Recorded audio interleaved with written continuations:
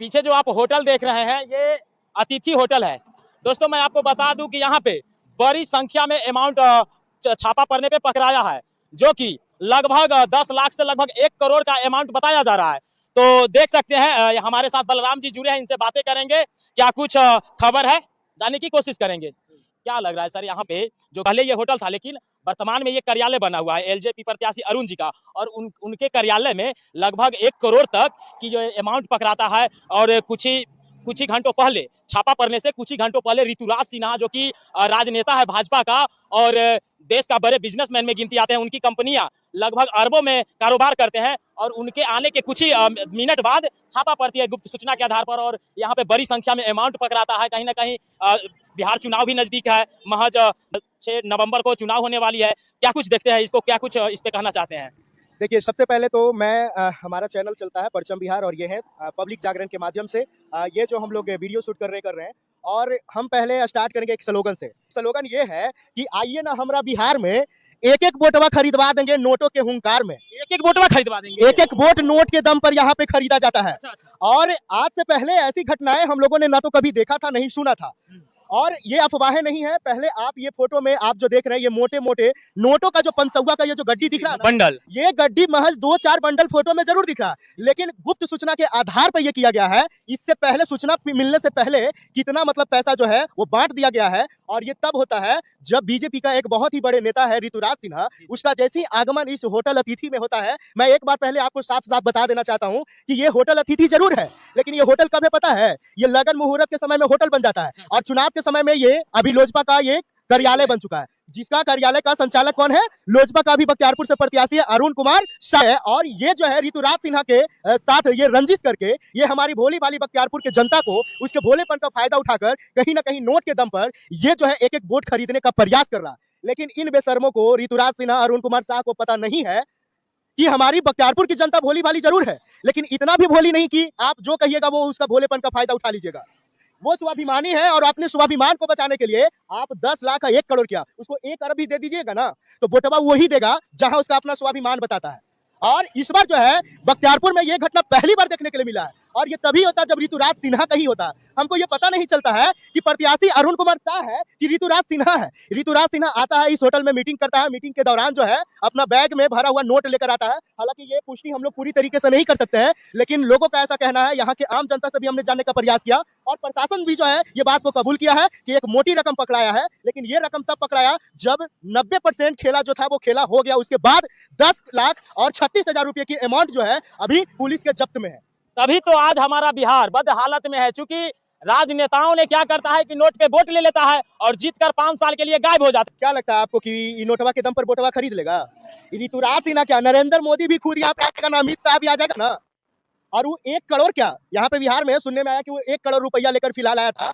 हालांकि अरुण कुमार शाह और ऋतुराज सिन्हा के बीच कुछ ऐसा संबंध है जिसको हम बयान नहीं कर सकते, ये हम पूरी तरीके से हम साबित नहीं कर सकते हैं, लेकिन सनसनी खबर सनसनी होता है। सुनने में आया कि ये दोनों के बीच कुछ और ही रिलेशन चल रहा है, और इस रिलेशन को बरकरार करने के लिए कहीं ना कहीं ये सीधी सी बात है जो साबित होता है कि ऋतुराज सिन्हा ये जो था वो पैसों का बंडल लेकर इस होटल अतिथि में, यानी कि होटल अतिथि उर्फ लोजपा का कार्यालय में लेकर आया है। इसके बाद ही ये खबर देखने के लिए मिला है। जी बिल्कुल, इस तरह से घिनौना हरकतें करते वक्त राजनेताओं को तो शर्म नहीं आती है, लेकिन हमारे बख्तियारपुर विधानसभा क्षेत्र के भोली भाली जनता को ये लोग कहीं ना कहीं ठगने की काम करती है और जीत जाकर सो जाना चाहते हैं, लापता हो जाना चाहते हैं। लेकिन इस बार क्या लग रहा है सर, इस बार भोली भाली जनता उनके ये चाल को समझ पाएगी? पूरी तरीके से चाल को समझ चुकी है जनता, और हमारी बख्तियारपुर की जनता इतना भी मूर्ख नहीं है। हम बिहारी हैं, हम लोग गद्दारी भी करते हैं ना तो स्वाभिमान के साथ करते हैं, और ये स्वाभिमान जो है इस बार बख्तियारपुर का विधानसभा चुनाव में देखने के लिए मिलेगा। आपको बता देना, इससे पहले मैं आपको बता देना चाहता हूँ कि ऋतुराज सिन्हा मतलब कभी आया है चुनाव से पहले? कभी आया है? कभी आपने देखा कि ऋतुराज सिन्हा फलाना पे आया, ये काम कर दिया वो काम कर दिया? तो चुनाव के समय में ही भैया क्यों, मतलब चुनाव के समय में हम बिहारी आपका मतलब रिलेशन में आ जाते हैं, माने आपका परिवार हो गए। अब बाकी मतलब 4 साल और मतलब जो 364 दिन है उसमें हम लोग कोई नहीं है, हम लोग को नहीं जानते हैं। तो ये कहीं ना कहीं एकदम पूरी तरीके से ये लोग वोट जो है नोट के दम पे खरीदने का प्रयास कर रहा है। और ये ऋतुराज सिन्हा ही नहीं, ये तो पकड़ा गया, ये तो छोटा खेला है, बड़ा खेला अभी पटना में चल रहा है। और ये सारे के सारे लोग जो है ना, ये आरजेडी के ऊपर, तेजस्वी यादव के ऊपर जो है पूरी तरीके से एकदम लग चुका है कि इस बार कैसे इसको मतलब बिहार से एकदम सफाया कर देना, क्योंकि उसको पता है कि बिहार में अगर कोई बदलाव ला सकता है तो वो तेजस्वी ही है। मैं किसी पार्टी विशेष का समर्थन नहीं कर रहा हूँ, लेकिन जिस तरीके का माहौल यहाँ पे कहीं ना कहीं तेजस्वी जी से ये लोग डर गए। पूरी तरीके से डर गया। आप कैसे डरता है भैया? एक मतलब कोई अभी वर्तमान में क्या है? तेजस्वी यादव क्या है? कुछ नहीं है, नेता प्रतिपक्ष है, इसके अलावा तो और कोई पोस्ट है नहीं। इसको हराने के लिए पटना में मोदी, अमित शाह, राजनाथ सिंह, तमाम प्रकार के दिग्गज जो नेता है वो बिहार क्यों आ रहा है? कहीं ना कहीं इसको डर है, और खुद आते हैं और पैसा लेकर भी आते हैं। पैसा लेकर, क्योंकि ये लोग जो है पूरे 5 साल के राजनीति में मतलब भैया मेरे हिसाब से कहीं ना कहीं बिहार एक पूरे देश में सबसे गरीब स्टेट है और इस गरीबी का फायदा उठाना चाहता है ये भाजपा वाले, क्योंकि जानता है कि ये गरीब है, कहीं ना कहीं 1000-2000 पे ये बिक जाएंगे और वोट दे देंगे। तो मैं भी आपको बता देना चाहता हूँ वैसे भाजपाइयों को कि ये बिहार है, यहाँ पे एक से एक क्रांतिकारी और क्रांतिवीर लोग जन्म लिए हैं। यहाँ पे आप अगर चाहिएगा कि किसी के मान स्वाभिमान से खेल लीजिएगा और 1000-2000 में वोट खरीद लीजिएगा, ये नामुमकिन है क्या? बिल्कुल। एक चीज और जानना चाहते हैं बलराम जी कि बताइए इतनी बड़ी अमाउंट लेकर ये जो अतिथि होटल है जो कि लोजपा प्रत्याशी अरुण जी का कार्यालय है, यहाँ पे इतना बड़ा अमाउंट लेकर लोग बख्तियारपुर पहुंच गए कहीं ना कहीं पटना से, हाँ, और अभी तक ईडी सीबीआई ये लोग को पता नहीं चला और चुनाव आयोग क्या कर रहा है जी? सबसे पहले तो मैं आपको बता देता हूं कि चुनाव आयोग जिसको हम लोग मानते थे कि निष्पक्ष है, पूरी तरीके से उसको चुनाव आयोग मत कहिए, उसको मोदी आयोग, बीजेपी आयोग, एनडीए आयोग कहिए, क्योंकि वो सिर्फ उसी का बात ही सुन रहा है, उसी का। अरे कितना बार इलेक्शन में असम में और उधर पश्चिम बंगाल में ईवीएम धराया, उसका कोई सफाया दिया आज तक कि ये क्या बात है? हम कहते हैं कि ईवीएम से भारत में चुनाव क्यों होता है? अमेरिका से भी क्या हम लोग डेवलप है? अमेरिका जैसे विकसित देशों में बैलेट पेपर पे चुनाव कराया जाता है, तो फिर बिहार इतना मतलब डेवलप तो नहीं हो गया इंडिया कि ईवीएम मतलब करें, ईवीएम से वोट करें? तो कहीं ना कहीं इसको पता है कि बैलेट पेपर में हम लोग कोई सेटिंग नहीं कर सकते हैं, सेटिंग जो भी होगा ईवीएम में करेंगे। और कई बार कई जगह प्रूफ है कि बटन दबा रहे हैं हम लोग किसी पे, मान लेते पंजा पे कांग्रेस का बटन हम लोग दबा रहे हैं, तो वहां पे पंजा दिखाई दे रहा जरूर, लेकिन वो जो टिकट होता है, टिकट जो कूपन जो निकल कर आया, वो कूपन जब देखता है तो उसमें कमल छापा गया। मैंने वोटवा आप किसी को दीजिए, इस तरह के कई वीडियो वायरल देखने को मिलता है। कई वोटवा आप किसी को दीजिए, वहां पे काउंट होगा बीजेपी का। तो इस बार भी जो है राहुल गांधी वोट चोर गद्दी छोड़कर नारा दिए, एसआईआर के खिलाफ बहुत सारा इन्होंने आंदोलन किया, तो ये आंदोलन का असर कहीं ना कहीं तो दिखने के लिए मिलेगा ही। तो ये लोग देख रहा कि ईवीएम में तो सेटिंग अप कर पाएंगे नहीं, तो क्या करो कि लोगों को ही पैसा दे देकर लोगों के ऐसा दिलों में ही मतलब बस जाओ कि बाप रे ये तो हमको 10,000 रुपया दे दिया, इसी को वोट देंगे। और बिहार के लोग जो है ना वो मतलब बहुत स्वाभिमानी है और बहुत बेचारा हम कह सकते हैं क्या भोली भाली है। वो सीधा जानते हैं, उस बिहार में कहावत है कि जिसका नमक खाओ उसका कम से कम शरीयत रखो, नहीं तो चरक फूट जाएगा। तो लोग ये जानता है, ये लोग कि पैसा देंगे तो सोचेगा कि इसको हम नमक खिलाएं, पैसा जो दिया उसको वोट दो, लेकिन ऐसा नहीं है। ऐसा 2-4% ही आपको बिहार में देखने के लिए मिलेगा। इस बार जो है बख्तियारपुर का जनता, खासतौर पे बख्तियारपुर में सभी को जो घमंड है ना कि पैसा पे हम खरीद लेंगे, पैसा पे ये लोग बिक जाएगा, ये सारे घमंड को तोड़ देगा। और मैं हाथ जोड़कर बख्तियारपुर की जनता से ये अपील करना चाहता हूँ कि आप पैसे लीजिए और 10,000 20,000 नहीं कहिए कि 50,000 दीजिए, 100 वोट हम देंगे, दावा करवाइए। और पैसे लीजिए, वोटवा नहीं दीजिए, क्योंकि ये निकम्मा है, ये सब कोई काम नहीं कर सकता है। आज आप एक बार अगर गलती कर देंगे पैसा के नाम पे तो 5 साल फिर जो है इस बदहाली में जीना पड़ेगा। और इससे बदतर आगे का जो राज होगा ना, अगर मैं आपको बता देता हूँ कि बीजेपी एनडीए का सरकार बनता है ना, तो बिहार का बदहाली जो है और बदल जाएगा। जी बिल्कुल बलराम जी सही बोल रहे हैं आप, क्योंकि जिस तरह से राहुल गांधी संविधान जो कि हाथ में लेकर घूमते हैं और कहते हैं कि संविधान रक्षा करें और संविधान को रक्षा करना बहुत जरूरी है, तो मैं आपको बता दूं कि संविधान खतरे में कैसे है।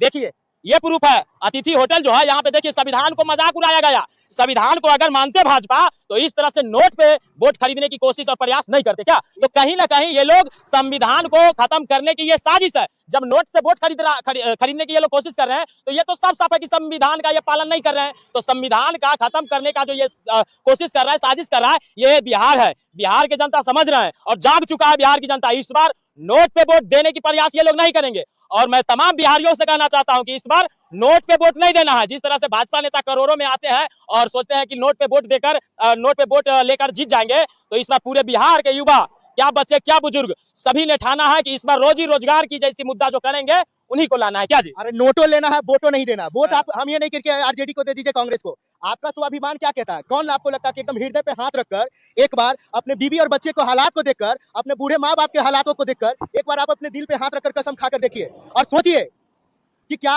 पैसे के दम पे हम इस भाजपाइयों और एनडीए को हम जिता सकते हैं या आरजेडी को जिता सकते हैं? किसी को भी पैसे के दम पर मतलब जिताया नहीं जा सकता है। जी बिल्कुल, इसी के जैसा ऋतुराज सिन्हा जैसा ये कमीने लोग आते हैं हमारे बिहार में और नोट के बदले वोट खरीद लेते हैं और किसी तरीका से छल बल करके जीत जाते हैं। और जब हमारे बिहार के युवा नौकरी के लिए फॉर्म अप्लाई करते हैं तो कहीं ना कहीं पेपर लीक जैसी समस्या आ जाती है। और जब अपने हक और अधिकार के लिए ये लोग आंदोलन करते हैं तो ये एनडीए की सरकार उन पे लाठी बरसाता है। तो मैं तमाम बिहारियों से कहना चाहता हूँ और मैं तमाम छात्र छात्राओं से कहना चाहता हूँ कि इस बार उस लाठी का जवाब जिस तरह से बीपीएससी परीक्षा और री एग्जाम के लिए नीट पेपर लीक परीक्षा के लिए लोग री एग्जाम के लिए आंदोलन कर रहे थे, उस पर लाठीचार्ज किया था, इसका बदला इस बार जरूर लेना है क्या?